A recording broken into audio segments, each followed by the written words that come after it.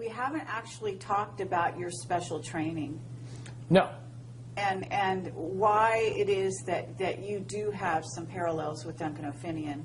And so having talked about the sort of Defense Authorization Act, at least on a very surface way, and explained that is your motivation, can we actually go down that road to where we talk about where you've been and some of the information you have? Because your I don't know if it's your clearance level that gave you that, the additional information about black projects and about certain aspects of, well, to name Area 51 specifically, possibly other places that you haven't told me about yet. Do you want to go, start down that road slightly? Sure. The level of secrecy and secret facilities and the capabilities of our nationally kept secrets would shatter most people's imagination of what is possible.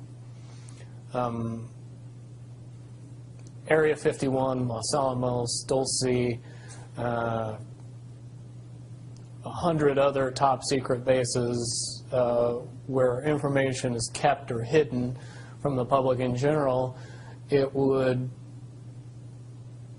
be very hard to accept that all of this information that is currently held secret and classified is actually real. And you know this because why?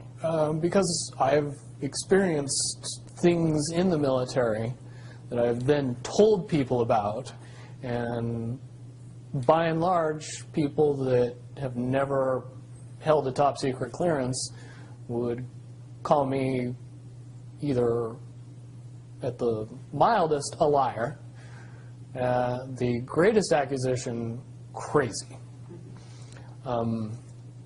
Certainly my experience at Area 51 and PSY training and what I learned there and the abilities that evolved from that training session that we all seem to pick up on rather easily were most easily described to the layman as Jedi skills.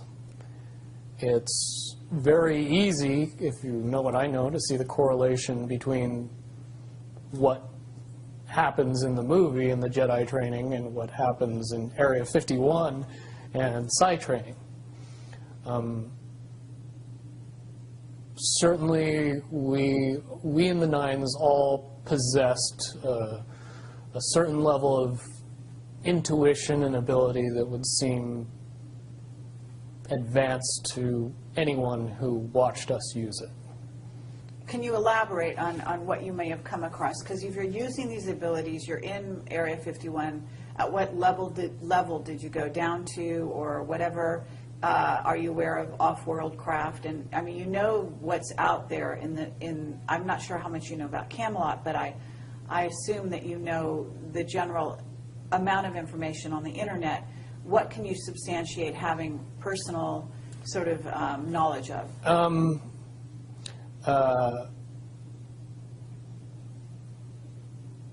Extra beyond human abilities for every human, not subject to popular belief, but we as human beings are far more capable of using many, many advanced skills beyond 5 senses. With a little bit of training and the knowledge that it was actually possible, most people could accurately predict the possibilities of the future, to know when other people were thinking about them, pick up on what is easy to describe as reading people, where you don't really need to use your 5 senses to be able to know what somebody else is thinking or feeling. A lot of that has to do simply with the belief that and the understanding that it's possible. That opens up a lot of doors. Finian talks about having been enhanced physically. Do you feel that you were enhanced physically? No. When I hear Duncan's story, the things that he experienced are very similar to what I experienced, based on the fact that you were never told that the actual belief in what you were doing was giving you the ability. You were giving something, a caveat, a carrot, an enhancement. They could jam a small piece of metal in your arm, and that's enough to get you believing that you have these abilities, and they turn on. But one really doesn't have anything to do with the other, per se. I have had a device implanted in me, and I later was of the understanding that that device did not do what I was told it was doing. It was not to provide enhancement, it was to provide monitoring. Mm-hmm. And but you're basically saying that it's the mental abilities that you, it's like placebo in a sense, as long as you believe it, it's the placebo it then effect, yes. gives you that ability to do superhuman type things. Right. And that's very important because if you teach people these things, you want to be able to turn those things off if you want to. You want to take those abilities away from people if you don't want them to have them anymore. So if you tell them the true nature of the abilities, then you can't take belief away anymore. You have to pull the piece of metal out of the arm that says you don't have the enhancement anymore. Well, it's the Tin Man. Yes. And, being told that he doesn't have a heart, he needs to have a heart installed, when in fact he had a heart all along. Exactly. Or maybe that's the lion, I forget who, but several. Lion was courage, but yeah. Yeah, several of the beings in that story. Okay, well that's very valuable. So you basically were given that kind of thing, and I would say that. And let me interject. The 6 months where I was undergoing all the psychological treatment, I did go through a period of time where I believed all of my abilities to be gone or taken away. In 2008, with some help, I was able to transcend the barrier that kept me from using those talents. And now I've been able to refine and enhance those abilities far beyond the levels that I had in the military, which comes in handy when cops chase your cell phone GPS. Okay, absolutely. All right, so, but to get back to Area 51, and I understand that at this point you would be violating a security oath to talk about it, right? Let me put it in terms that it's easier for me to say and not have to go into the details of how I know, but just that I know. I'll present it to everybody very simply. What could be so important at Area 51 that would require the level of secrecy that is in existence around that facility? Well, certainly if I said that we kept the U.S. space fleet there, and that space fleet was what we would understand to be UFOs, even though the technology is easy to describe and easy to talk about and easy to educate people on, you need a lot of background in the evolution of the science that makes those things possible to be able to accept that the U.S. has dozens, if not hundreds, of vehicles that are more than capable of space flight, and make it so we would have a fleet of vehicles that would be seemingly extraterrestrial.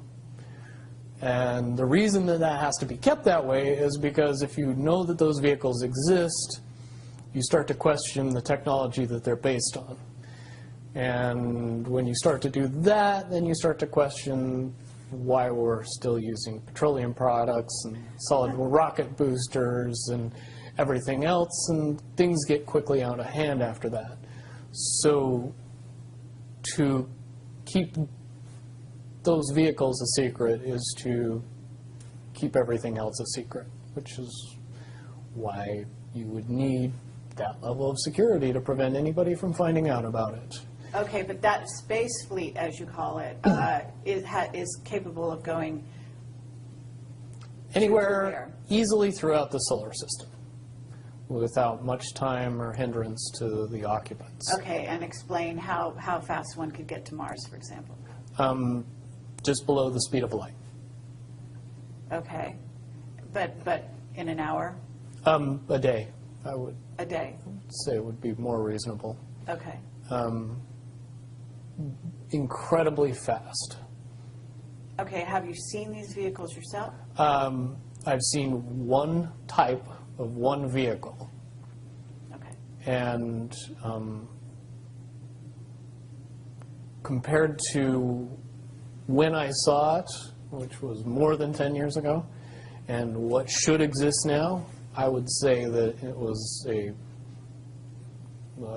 tinker toy bucket of parts compared to what we should have in existence now, based on the evolution of the technology that I know. As far as the off-world bases, I do not possess any personal knowledge. I do, however,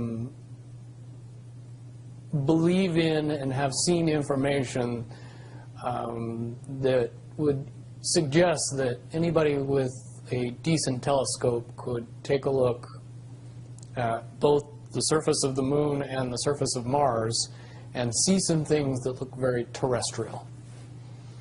Sure. And things that didn't exist 20, 30 years ago. One of the caveats that I do have some personal information that I did get personally involved in was some information that had to do with the Stargates and Looking Glass, and more specifically the 2012 problem with those projects.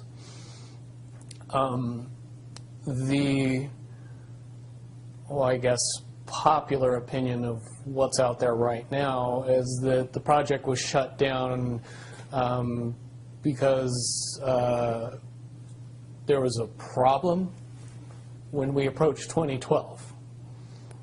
I've heard it described a number of ways, but to my knowledge, the problem is that the timelines converge on that point in time.